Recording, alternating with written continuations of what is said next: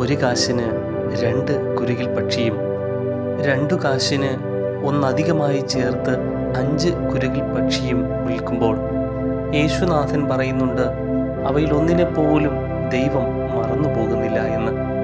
വിശുദ്ധ ലൂക്കോസ് സുവിശേഷം 12-ാം അധ്യായം 6-ാം വചനം. ഈ ലോകം നമ്മെ നിസ്സാരമെന്നെണ്ണി കളഞ്ഞാലും വിലയില്ലാത്തവരായി തള്ളിക്കളഞ്ഞാലും നിരാശപ്പെടേണ്ട. എത്ര കരുതലോടുകൂടെയാണ് ആ കുരുകിലിനെ ദൈവം കണ്ടത്. അതിലും അധികമായി നമ്മെ കരുതുന്ന ക്രിസ്തുനാഥൻ നമുക്കുണ്ട്. ഈ നോമ്പുകാലത്തിൽ നമ്മുടെ നിരാശകളെല്ലാം മാറ്റിവെക്കാം.